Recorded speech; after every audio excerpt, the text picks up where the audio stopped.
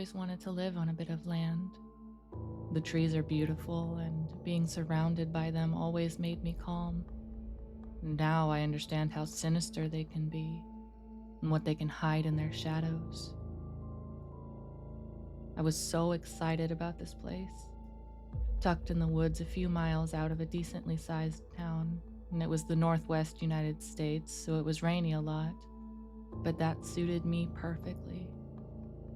I had just got my first successful novel off the ground, so most of my days were spent in my office.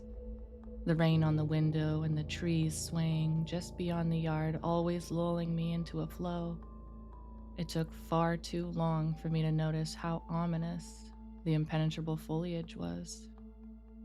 Sure, there were the occasional odd noises, animal calls that sounded unnatural, perhaps a bit too high-pitched, a bit too similar to human laughter, to human screams.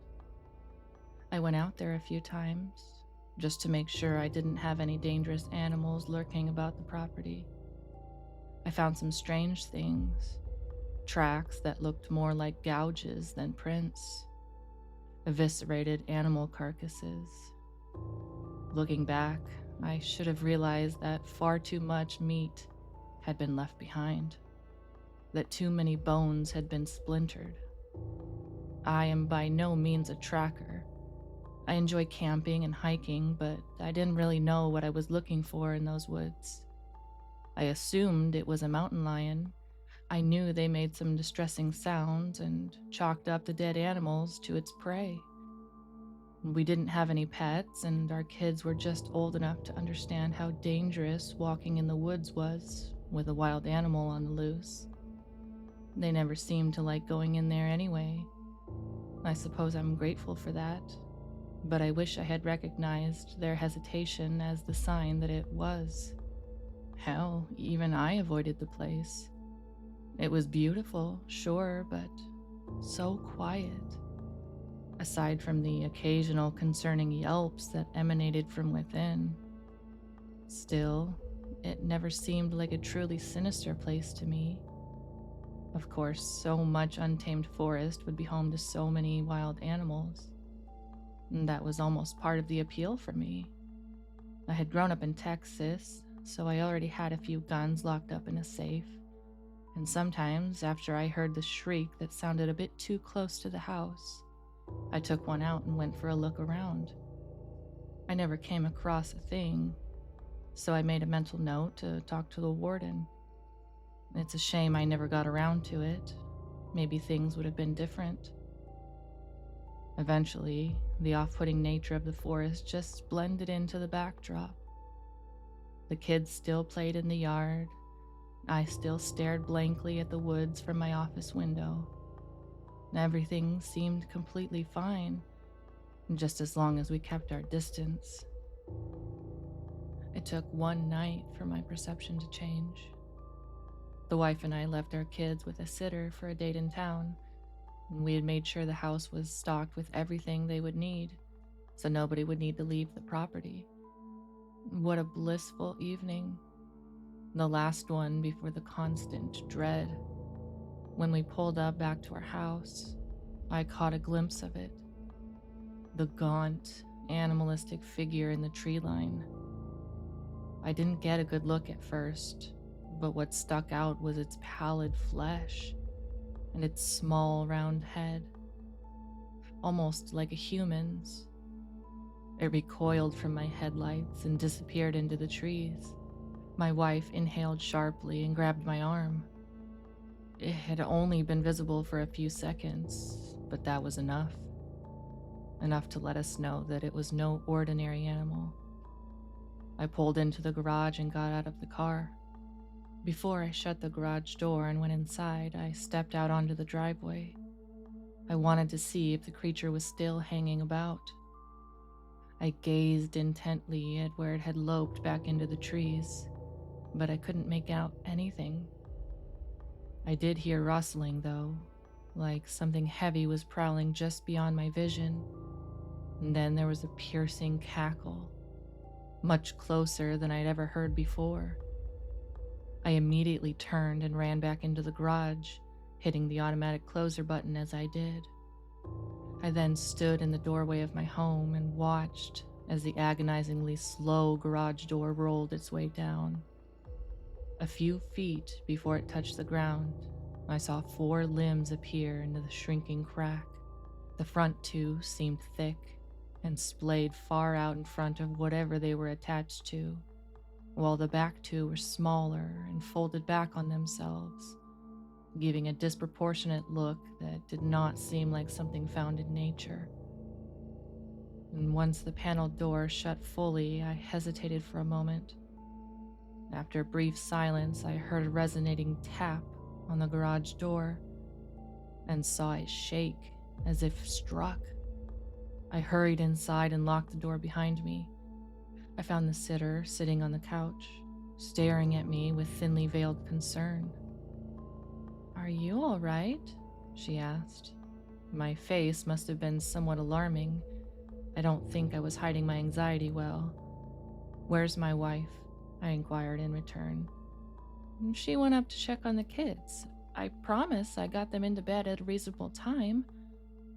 I nodded and tried to calm down, and I put on what must have been an unconvincing smile and asked, "Did you hear anything strange while we were gone?" And I remember the deepening of her concerned expression when I asked this question. She was only able to give a small nod before our conversation was cut off by a shriek coming from the front yard. I froze, staring into the sitter's eyes. The look on her face had evolved into blatant fear. Within moments, my wife appeared from a hallway that led deeper into the house, our 1-year-old son still sleeping in her arms, and our 3-year-old daughter was trailing behind her, rubbing sleep from her eyes. "What was that sound, Daddy?" she asked me, childlike fear present in her voice. "Oh, nothing, honey." I tried to reassure her, but my words of placation were undercut by a slamming at our front door. The sound the creature emitted when it hit the sturdy oak was far lower and more guttural in nature than its previous shrieks. My daughter screamed, and without hesitation, I scooped her up and charged down the hallway. We came to our storage room, and I ushered my family and the sitter inside. It was in the center of the house, with no windows, canned food, bottled water, and, most importantly, my gun safe. I switched on the light and fumbled with the safe code. Once I got it open, I loaded a 12-gauge shotgun with a few shells and stared at the door.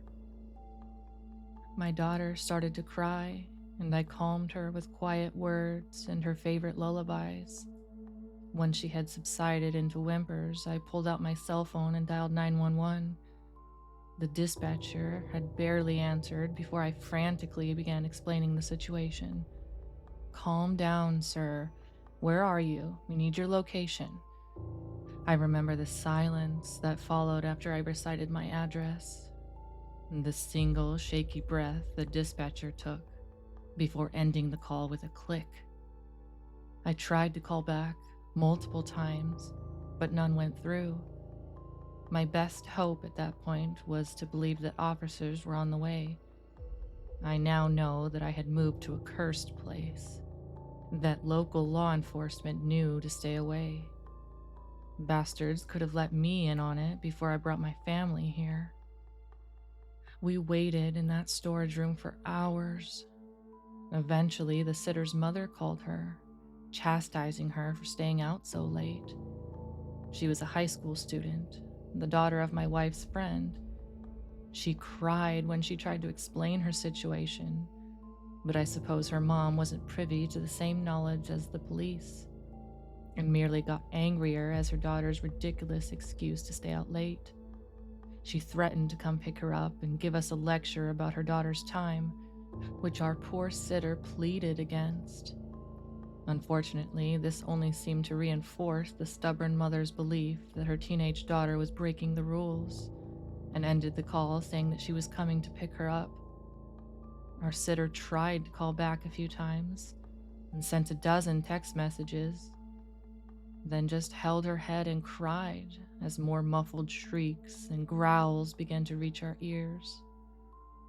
It wasn't long until a very drawn-out, very human scream accompanied them. "Mom!" the sitter shouted. Jumping to her feet, she ran to the door and grabbing the knob with a shaking hand. She waited, fear wrought into her frame. I stood behind her, torn on what to do. Then a second scream, more gurgled and desperate than the last, sent the sitter flying out of the room, and I followed after her, shotgun at the ready. "Lock this door and don't open it again until you hear my voice," I called to my wife, who barely had time to protest before I was out the door. Once we reached the living room, the screams had become louder and were mixed in with the sounds of tearing flesh. The sitter was standing by the front door, which was thankfully still in place, listening with a horrified expression. It sounded as if her mother was being torn apart mere feet away from where we were, and the sitter gripped the door handle, unable to bring herself to open it. I quietly pulled her away and peeked out of an adjacent window. The creature was brutalizing what was now a human corpse. In the short time since the first scream, the sitter's mom had been reduced to a mangled, bloody mess. The horrible monstrosity didn't even seem to be consuming the meat, just throwing it around in some sort of perverse revelry. I watched it tear the limbs off the woman and wave them around with vigor, slamming them into the pavement until they were nothing but bloody stumps. I saw it smash her head like an overripe melon with one stomp of its massive forelimb. And the look on its face, I'll never forget. It was much too close to human, except the features were distorted.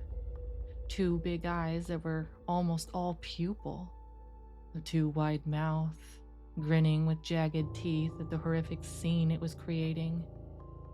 No nose or ears, only slits in its pale, hairless head.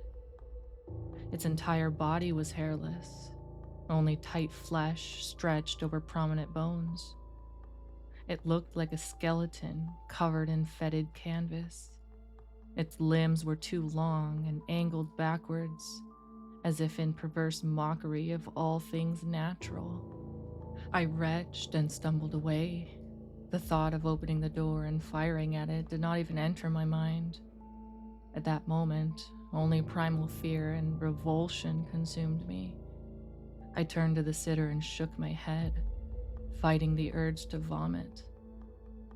I gestured to her to return to the storeroom, but she merely stared back with tears in her eyes. So lost were we in our distress that we did not immediately notice that silence replaced the wet crunching that had filled the air moments before. It wasn't until a delicate scraping began on the scrubbed oak of the front door that we snapped back to our senses. We were both frozen in fear. I was unable to run back to my family, despite my desperate desire to.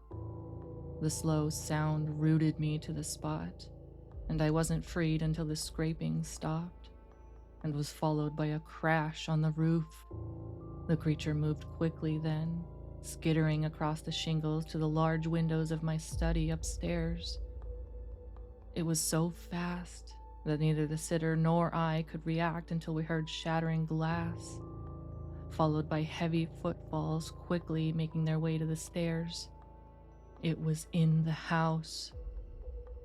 "Go!" I screamed, before pelting towards the storeroom. I wish I could say that I dragged the sitter along, that I covered her while she ran ahead, but I cowardly ran to the only place that held any semblance of sanctuary. When I reached the door, I looked back to see the sitter a ways behind me. The poor girl must not have started running as quickly as I had. She gave me a terrified look as the creature swiped her legs out from under her, sending her to the floor.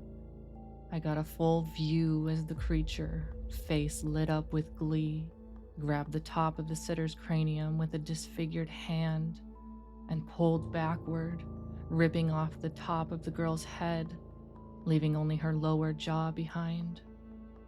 The image of her tongue rolling out of the gaping maw and the blood spurting out and painting the walls is one I will never forget. But I am even more haunted by the sound that her body continued to make.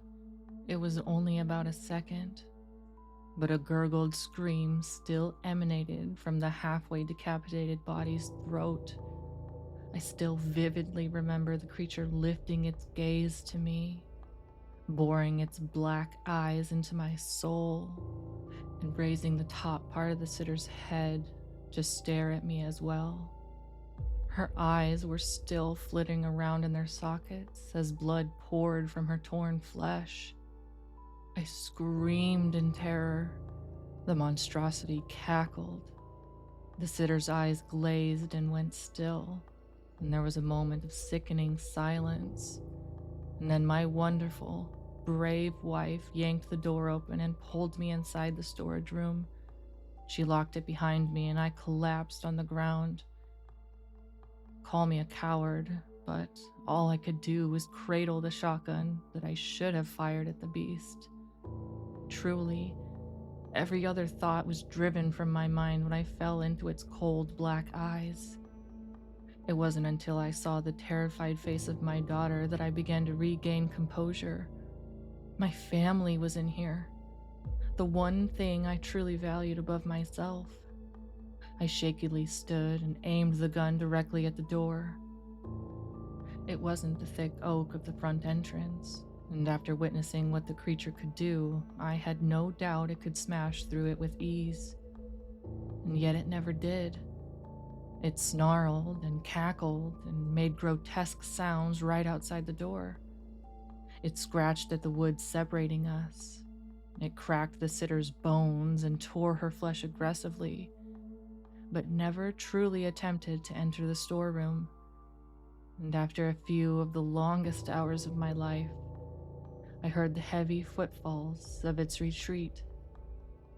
My son had woken up for a portion of the horrible noises, and he joined the rest of us in our silent crying. We stayed in that room for a few days, eating the canned rations and drinking bottled water until the smell of rotting flesh became unbearable. I had tried a few more times to get in contact with the authorities, but I was consistently met with fear and inaction. When we finally emerged from the storeroom, my family was met with a nightmare scene. What was once our babysitter was smeared onto every surface of the hallway. Teeth clung to chunks of pallets stuck to the ceiling, bone fragments littering the hallway amidst shredded organs, along with what seemed like gallons of congealed blood. Unidentifiable amounts of meat were smashed into the carpet, walls, ceiling, and every crevice between the storage room and the living room. Both of my children were violently ill, and so was my wife. I was in a state of complete shock. I numbly ushered my family through the horrid hallway and out the front door, past the rotten pile of meat that was once the sitter's mother, and into our car. The entire time I had white-knuckled grip on the shotgun. I started the car and drove to the edge of our property. Just before I got to the end of our long driveway, the horrible creature emerged from the dark forest that encroached us from either side. It stood in its distorted, stooped manner, blocking me from the road that would lead us into town. It stared with a delighted malice, and I knew in that moment that it reveled in our fear. It terrorized us for pure pleasure. My children started to cry. My wife whimpered. I went numb and prepared for the worst, but after a final, bone-chilling cackle, it moved along. I never returned to that house. Everything I ever owned was there, but it isn't worth it. I didn't put it up for sale. I would never run the risk of putting another person there. Maybe when the bank forecloses it and sells all my belongings, some poor fool will snatch it up. I went in person to the local police station and told them about what happened. They stared solemnly at me and simply nodded. I was not given a witness report to fill out, only the advice: leave and never return. I followed that advice. I don't know what to make of any of this, but I have learned something. Never live in a forest.